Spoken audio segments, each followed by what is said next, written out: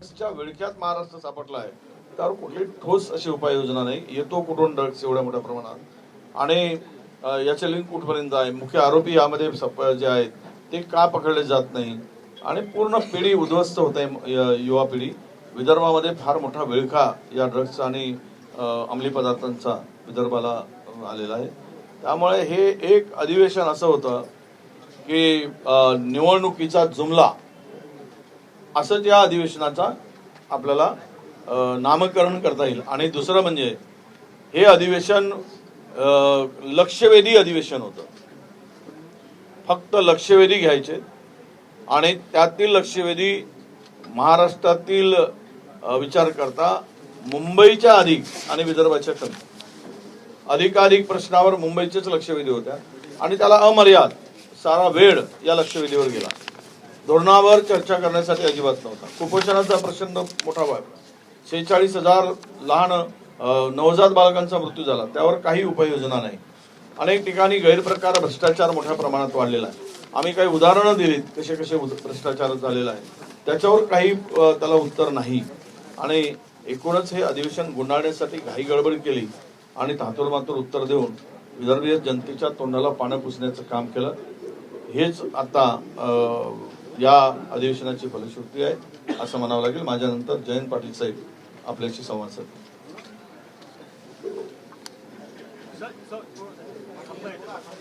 तुम्ही इकडे या, तुम्ही असं मी बाजूला एका कॅमेऱ्याचा प्रश्न आहे.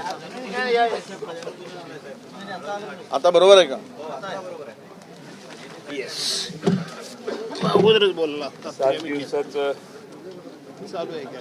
वर करा. 7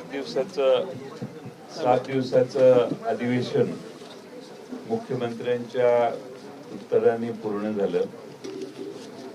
विदर्भातल्या जनतेला 6 आठवड्याचं अधिवेशन घेऊ अशी विदर्भाच्या विलिनीकरणाच्या वेळी जो करार नागपूरचा झाला त्यात उल्लेख आहे. पण एका आठवड्यात आता आम्ही परत निघालो. त्या एका आठवड्यात एकही दिवस विदर्भाची चर्चा सरकारला करावीशी वाटली नाही याची खंत आम्हा सगळ्यांना आहे. अनेक मोठमोठ्या वल्गना आज झालेल्या आहेत आणि एवढी मोठी कामं महाराष्ट्रात जर होणार असतील आणि होत असतील तर बहुतेक सगळे प्रश्न संपले असतील असा त्याचा अर्थ सामान्य माणसं घेऊ शकतात. एवढ्या चांगला आपण भाषण मागाशी सगळ्यांनी ऐकलं. पण मी MIDC कडून माहिती मागितली की मागच्या काही वर्षात तुमच्याकडे किती गुंतवणुकी झाल्या आणि 190 जे करार झाले त्याच्यात 22 सालापासून ते 20,62,000 कोटीचे करार जे झाले त्याची माहिती मागवली. मी ती माहिती देताना खात्याने MIDC ने असं उत्तर दिलं. माझा प्रश्न असा होता की किती गुंतवणुकीचे करार झाले, किती उद्योगधंदे उभारण्यात आले आणि किती रोजगार उपलब्ध झाला. उत्तर असं आहे 22-23 पासून आजपर्यंत उद्योग विभागामार्फत 20,62,000 कोटीच्या गुंतवणुकीचे 190 सामंजस्य करार झाले.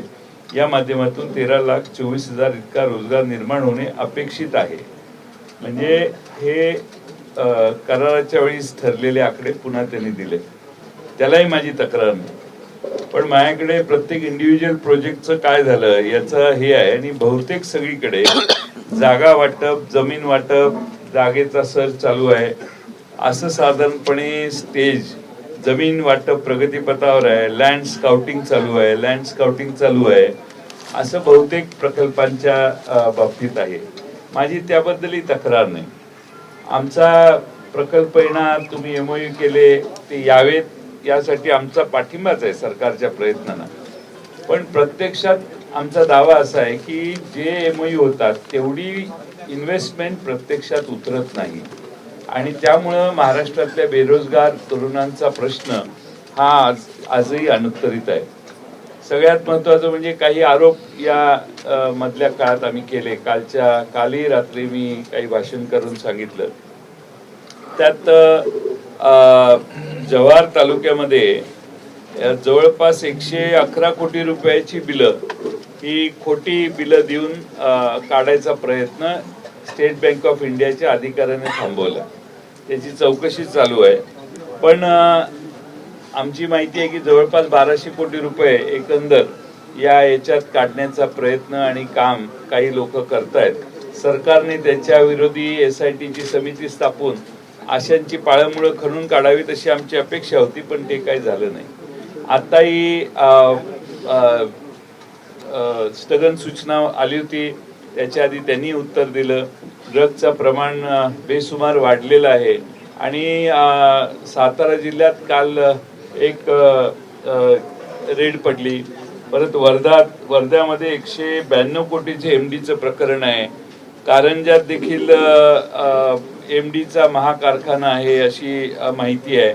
या सगळ्या गोष्टी आम्ही सभागृहात मांडल्या। मुख्यमंत्र्यांनी सांगितलं की या जास्त आता पुढे यायला लागलेले आहेत आणि कारण आमचे प्रयत्न पकडण्याचे जास्त आहेत, पण याची व्याप्ती एवढी प्रचंड आहे महाराष्ट्रात की महाराष्ट्रातल्या तरुणाईला ड्रग्जने आता विळखा घातलेला आहे आणि हाच सगळ्यात मोठा आज आपल्या महाराष्ट्रातल्या समाजासमोर प्रश्न आहे। आणि त्यासाठी सरकार हे सगळे जसे गुन्हे हँडल होतात तसेच हे गुन्हे हँडल होतात आणि सर्रास गावागावात खेड्याखेड्यात दुय्यम तिय्यम लोकसंख्येच्या म्हणजे लहान संख्येच्या शहरात देखील आता ड्रग्जचा सुळसुळाट आहे। सरकारने त्यावेळी आमची अपेक्षा होती की सरकारने सांगायला पाहिजे की काय ठोस उपाययोजना सरकार करणार। काल परवा आम्ही अनेक गोष्टी सरकारच्याकडून अपेक्षा केली, पण त्या अपेक्षा काही आमच्या पूर्ण झाल्या नाहीत आणि अशा अनेक गोष्टी आहेत की ज्याविषयी आम्ही मागणी केली। आम्ही जेव्हा जेव्हा काही मागणी करतो, काही आरोप करतो, त्यावेळी ते विषय बाजूला सोडून दुसरेच विषय हे मांडले जातात आणि मूळ आमचे जे मुद्दे आहेत ते मात्र त्याच्याकडं सरकारचं पूर्णपणाने दुर्लक्ष होतं। आर्थिक परिस्थितीविषयी काही आकडेवारी मी काल जाहीर केली, परंतु त्याच्याविषयी तपशीलवार उल्लेख नाही। फक्त 25% आम्ही पोहोचलेलो नाही। हे जरी असलं तरी व्याजाचा आकडा दरवर्षी आता 64,000 कोटी रुपयाच्या वर गेलेला आहे, हे आपल्याला विसरता येणार नाही।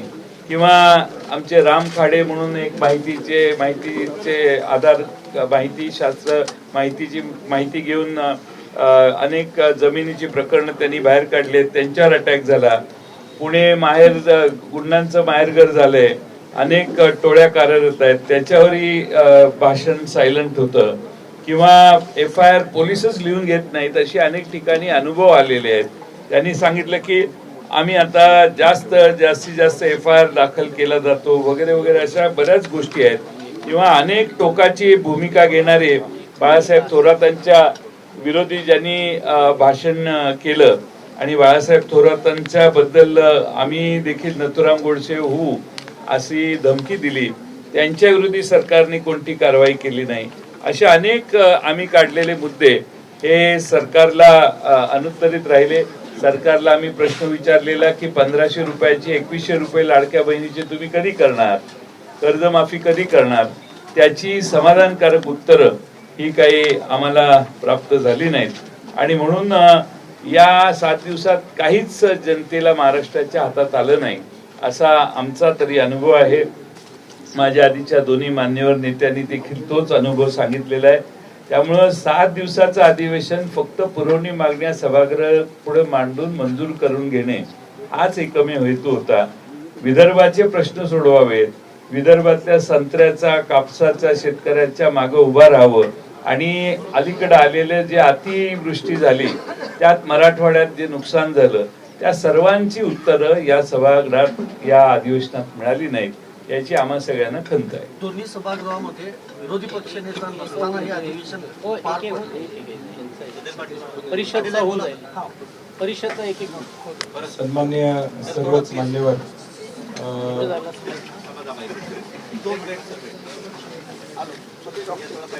नागपूरचं अधिवेशन संपन्न झालं, परंतु ज्याचा उल्लेख अनेक वक्त्यांनी केला की नेमकं या अधिवेशनाची फलप्राप्ती काय, तर या विदर्भासाठी सोयाबीन काढणारा शेतकरी असेल, कापूस उत्पन्न करणारा शेतकरी असेल, हायकोर्टानं CCIला झापलं की खरेदी केंद्र वाढला तरी सरकारनं वाढवली नाही। 10 क्विंटल ऐवजी 30 क्विंटल हेक्टरी खरेदी करा ही आमची मागणी असताना त्याचा कुठे विचार त्या ठिकाणी झाला नाही। पुरवण्या मागण्या पुरवण्या मागण्यांच्या माध्यमातून फक्त घोषणा या सरकारनं गेल्या 7 दिवसामध्ये प्रामुख्याने केल्या. अतिवृष्टीच्या संदर्भात आकडेवारी 31,000 कोटीतल्या पॅकेज मधले नेमके पैसे किती मिळाले हे सरकार सांगू शकत नाही. एकूणच 7 दिवसामध्ये घोषणांचा मात्र प्रचंड पाऊस पडलेला आहे. पैसे नाहीत खिशात, घोषणा मात्र अपार, अशी अवस्था या सरकारची त्या ठिकाणी झालेली आहे. म्हणजे आज घोषणांच्या बद्दल बोलायचं झालं तर इंस्टाग्रामवर 12 सेकंडचा रील असतो, एक रील पुढे गेला की दुसरा येतो, पहिला बघितलेला 25व्या रीलला विसरतो. तसं या सरकारचं काम आहे. पहिली घोषणा विसरतात लोक इथपर्यंत, 25वी घोषणा झालेली असते. आज पण किंवा या अधिवेशनातल्या घोषणांची आकडेवारी काढली तर 75,000च्या पुरवण्या देखील कमी पडतील एवढ्या घोषणा. म्हणजे पुण्यासाठी 32,000 कोटी रुपयाचा प्लॅन सँक्शन झालेला आहे. पुण्यामध्ये आज पाण्याचा तुटवडा त्या ठिकाणी, त्याच्याबद्दल सरकार बोलत नाही. पुणे महापालिकेला पीए ट्रिब्युनल मध्ये जावं लागतं 21 टीएमसी पाणी द्यायसाठी, त्याच्यावर सरकार कुठली निर्णायक भूमिका त्या ठिकाणी घेत नाही. थोरात साहेबांच्यावर ज्यांनी वक्तव्य केलं त्याच्यावर कुठली कारवाई सरकार करताना दिसत नाही. सरकार पुरस्कृत गुंडाराज, म्हणजे पुणे हे कोयता गँग साठी आता जगभरात फेमस झालं, विद्येचं माहेरघर, अशी अवस्था या ठिकाणी झालेली आहे. आणि या सगळ्या अधिवेशनाच्या 7 दिवसाच्या काळामध्ये टोटल फेल्युअर ऑफ गव्हर्नन्स, म्हणजे पुरवण्यामध्ये तर जयंत पाटील साहेबांनी सांगितलं असेल आर्थिक आकडेवारी, फेल्युअर ऑफ गव्हर्नन्स हे एवढंच 2 शब्द या सरकारला लागू होतं.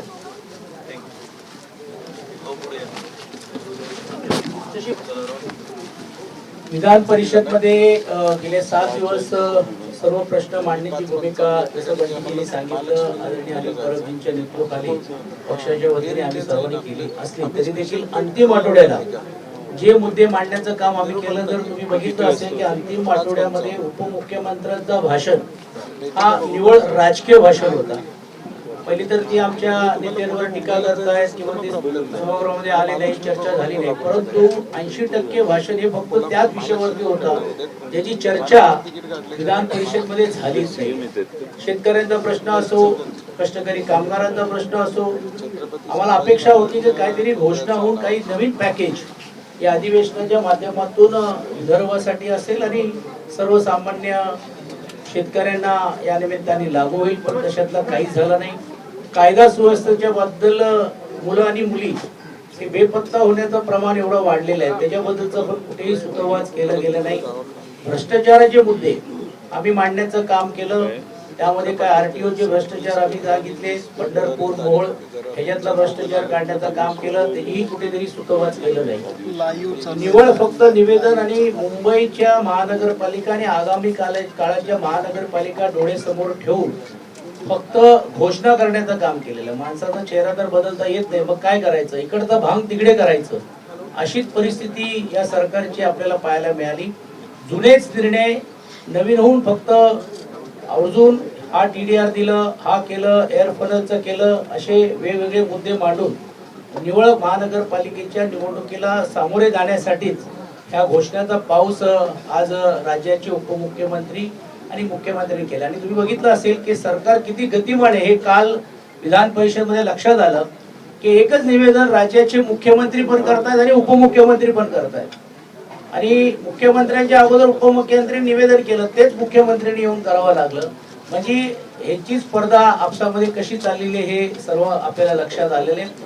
शेवटी इलाका भी हमारा धमाका भी हमारा असं उपमुख्यमंत्र्यांनी आपल्या स्टाईलने बोलण्याचं काम केलं.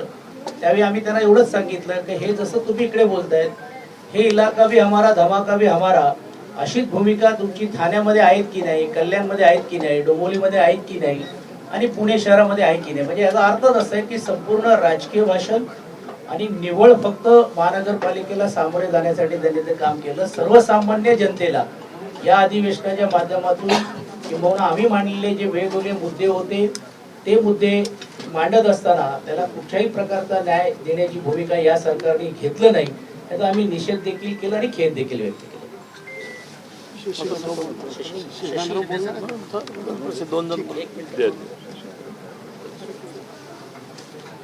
राज्याचं हिवाळी अधिवेशन संपलेलं आहे. सरकारकडून ज्या विदर्भाच्या आणि महाराष्ट्रातल्या जनतेच्या अपेक्षा होत्या त्या पूर्णपणाने फेल्युअर झालेला आहे. स्पीडली इन्फ्रास्ट्रक्चर बिल्डर दाजीने अशा प्रकारचं अधिवेशन झालेलं आहे. सर्वसामान्य माणसांच्या असलेल्या प्रश्नाला त्यांनी न्याय दिला नाही. आम्ही अनेक प्रश्न उपस्थित केले. कदाचित पत्रकारांनी सुद्धा आम्हाला विचारलं की आपण पायऱ्यावरचं आंदोलन का केलं. पहिल्या दिवशी आम्ही विदर्भातल्या असलेल्या शेतकऱ्यांच्या संदर्भातून आंदोलन केलं. नंतर सभागृहामध्ये आम्ही स्ट्रॅटेजी ठरवली की सभागृहामध्ये जाऊन आम्ही विरोधक म्हणून आक्रमकतेने मुद्दे मांडू. आम्ही तशा प्रकारची आक्रमकता दाखवली. विशेषतः विधान परिषदेमध्ये बरेच अधिकारी चुकीचं काम करत होते, त्यांना आम्ही बडतर्फाने त्यांच्यावर कारवाई करायला लावली. वेगवेगळ्या प्रकारचे आयुध घेऊन आम्ही सरकारला घेण्याचा प्रयत्न सुद्धा केला, परंतु निर्ढावलेलं सरकार आहे. एबीपी माझा, उघडा डोळे बघा नीट.